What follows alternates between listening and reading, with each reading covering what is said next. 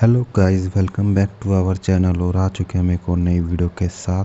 हम बात करेंगे महाभारत के भीष्म के स्वर्णिम तीरों के बारे में। जी हाँ दोस्तों, जो भीष्म पितामह के पास स्वर्णिम 5 तीर थे, उनकी कहानियों के बारे में आज हम जानेंगे अपनी आज की इस वीडियो में। तो चलिए गाइस, शुरू करते हैं आज की अपनी इस वीडियो को और बताते हैं हम आपको इसके बारे में। भीष्म के स्वर्णिम तीर भीष्म पितामह को इच्छा मृत्यु का वरदान था। उन्हें कोई भी उनकी इच्छा के विरुद्ध नहीं मार सकता था। परंतु एक सच्चाई ऐसी भी है जिसके बारे में हम किसी को ज्ञात नहीं। महाभारत के समय एक ऐसा क्षण भी आया जब भीष्म पितामह को अपनी राजभक्ति की परीक्षा देनी पड़ी और उन्होंने 5 ऐसे सोने के तीर अभिमंत्रित किए जिसे किसी को भी पराजित किया जा सकता था। आखिर वह कौन सी दुविधा थी और वह कौन सी परीक्षा थी? दुर्योधन ने भीष्म पितामह पर ऐसा कौन सा आरोप लगाया और क्यों भीष्म पितामह ने महाभारत के दौरान उन 5 तीरों का इस्तेमाल नहीं किया? आखिर इसके पीछे का क्या कारण था? इसके कारण उनको मजबूरन 5 ऐसे सोने के तीर आमंत्रित करने पड़े। बहुत समय पहले की बात है। महाभारत के युद्ध के समय भीष्म पितामह कई दिनों तक युद्ध करते रहे और अपनी राजभक्ति की परीक्षा देते रहे। परंतु एक समय ऐसा भी आया जब भीष्म दुर्योधन को पितामह की राजभक्ति पर शक होने लगा। कौरवों की सेना पराजित हो रही थी।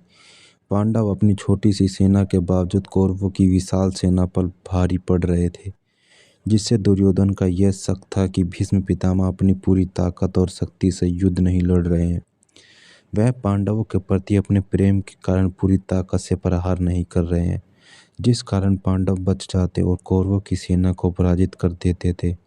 आपने मन में ऐसे कई प्रश्न लेकर दुर्योधन भारी मन के साथ रात्रि में पितामह के शिविर में प्रवेश करता है। युद्ध के 2-3 दिन ही बीते थे और पितामह से दुर्योधन बहुत नाराज था। दुर्योधन ने पितामह को चरण स्पर्श करके प्रणाम किया। भीष्म ने दुर्योधन के आने का कारण पूछा। दुर्योधन ने बताया कि भीष्म पितामह, बहुत दिनों से मैं आपसे मन की एक बात करना चाहता हूँ। मुझे लगता है आप पांडव प्रेम के कारण उन पर आत्मघाती प्रहार नहीं कर रहे हैं और दूसरी तरफ कौरवों की सेना पराजित होती जा रही है। दुर्योधन ने कहा, पितामह, मैं आपका राजा हूँ और आप मेरे सेनापति हैं, परंतु आप फिर भी मेरे आदेश की पूरी तरह से पालन नहीं कर रहे हैं, जिसके कारण हमें पराजित होते जा रहे हैं। पिताजी ने पूरे युद्ध का कार्यभार मुझे संभाला है और मेरी आज्ञा माननी पड़ेगी। आपको कुरुवंश की ओर से युद्ध करना ही पड़ेगा, पांडव की ओर से नहीं। आपको हमारा साथ देना ही चाहिए, कौरवों का ना कि पांडवों का। परंतु बीते कुछ दिनों से मैं युद्ध के दौरान आपको देखकर यह साफ कहा जा सकता है कि आप पांडवों की ओर से युद्ध लड़ रहे हैं। आप जानबूझकर कोई क्षति नहीं पहुंचाते उन्हें। वे आपके प्रहार से बहुत ही आसानी से बच जाते। जब आप पर प्रहार करते तो आप मानो आप कोई पिता अपने पुत्र पर हंसी खेल से प्रहार कर रहा है। आप जैसे शूरवीर योद्धा और महावीर जो हजारों योद्धाओं को एक साथ हरा सकता है, उसके प्रहार से ये पांडव कैसे बच सकते हैं? भीष्म पितामह मुस्कुराते और दुर्योधन की उसकी गलती का एहसास कराते हैं।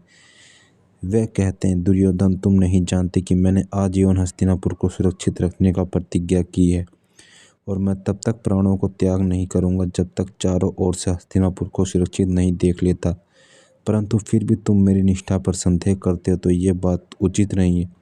युद्ध में हार जीत लगी ही रहती है। पांडव के पक्ष भी अधिक भारी है।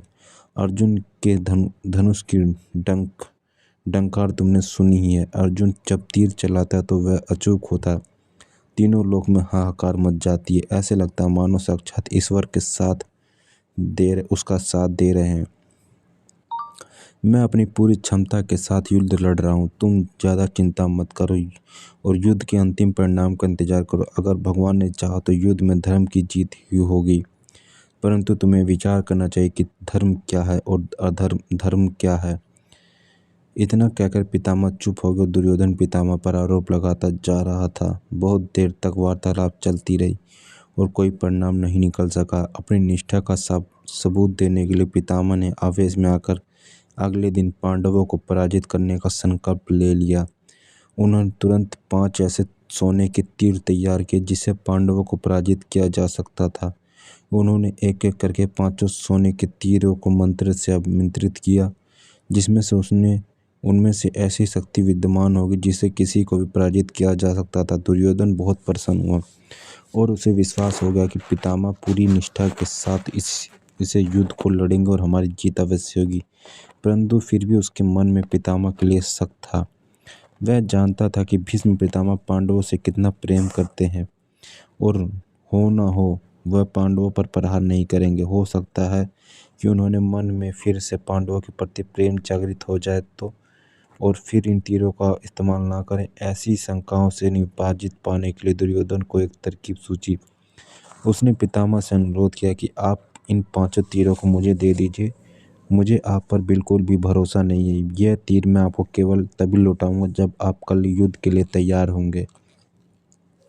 जब तक ये तीर मेरे पास सुरक्षित रहेंगे। पितामह ने दुर्योधन की बात मान ली और उसे तीर ले जाने की इजाज़त दे दी।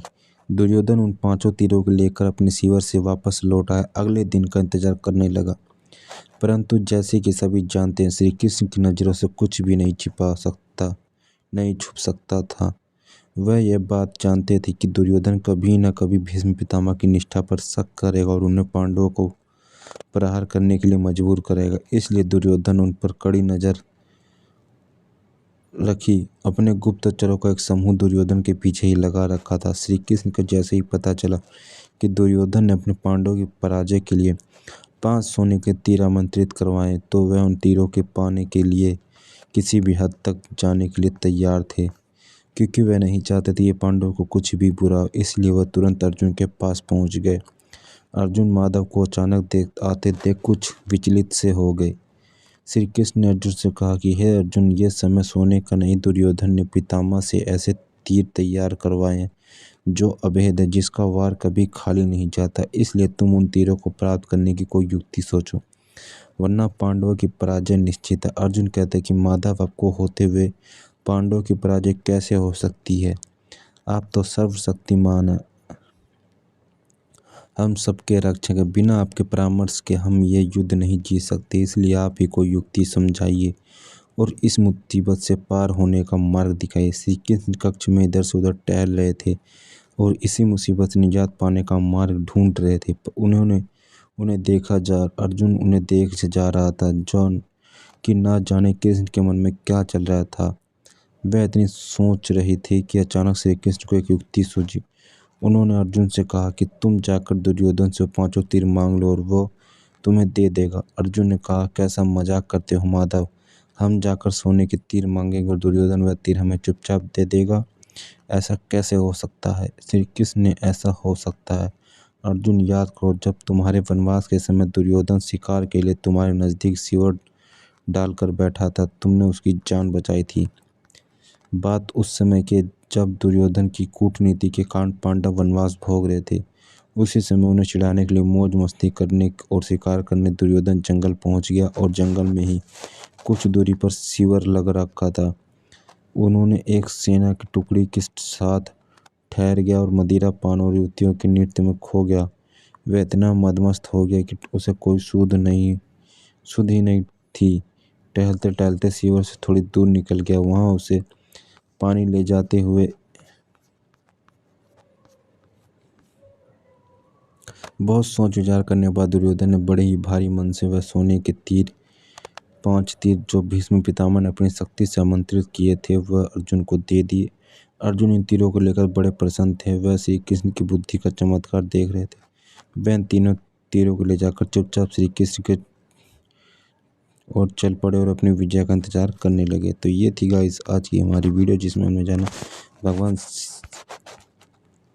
भीष्म पितामह के स्वर्णिम तीरों की कहानी। तो उम्मीद करता हूँ गाइस ये वीडियो आपको अच्छी लगी। वीडियो अच्छी लगे तो वीडियो को लाइक करें, चैनल पर नहीं तो चैनल को सब्सक्राइब करें। तो मिलते हैं गाइस नेक्स्ट वीडियो में।